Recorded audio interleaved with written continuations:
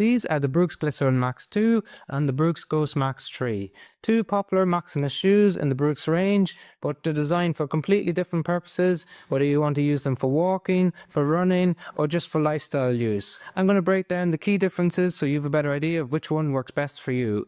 When we look at the profile of the shoe, first of all, in the Glycerin Max 2, its predecessor had the same amount of cushioning underfoot, of 45 mils in the rear foot, 39 in the forefoot, but this shoe is significantly heavier, coming in at 378 grams for a size 12 US. In contrast to that, the original Glycerin Max was actually lighter than the Ghost Max 3, which comes in at 357 grams in the same size, so now it's 21 grams lighter than the Glycerin Max 2.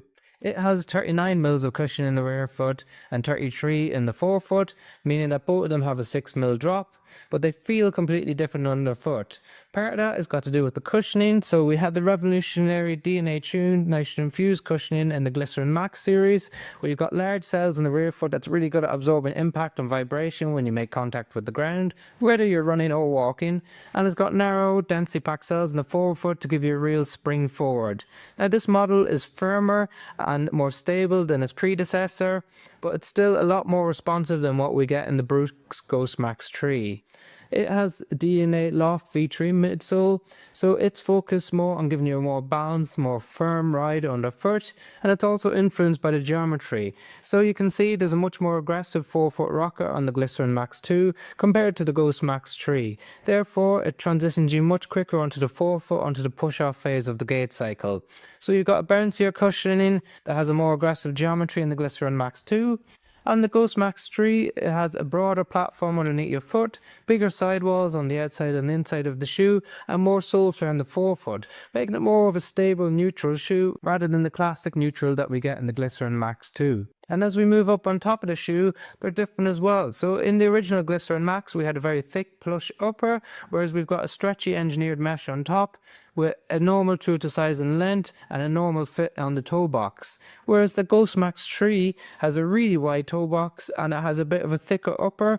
It's the perfect shoe for putting an orthotic inside because you got that broad platform and you got lots of space in the toe box. And when we think about performance, well, they're completely different. So the Ghost Max 3 is very much a walking focused shoe, so a lifestyle shoe. So it's a great shoe for standing for long periods of time or for going for longer walks. Or as we touched on, if you have an orthotic that you need to put inside it. It can be used for some easy runs and some recovery runs, but it is quite heavy and it's not very responsive. In terms of the Glycerin Max 2, it's very much a running shoe. So with the revolutionary midsole, it's very good for easy runs, recovery runs, and running up to marathon pace, but it can't do the up-tempo workouts that we saw in the original Glycerin Max because it's just significantly heavier now and just not as responsive. It can be also used as a walking shoe, but just keep a note that higher stack can make it a little bit more unstable of a shoe. So two great options. We got links to them in the comment section if you want to check out the latest prices. Otherwise, let me know your thoughts.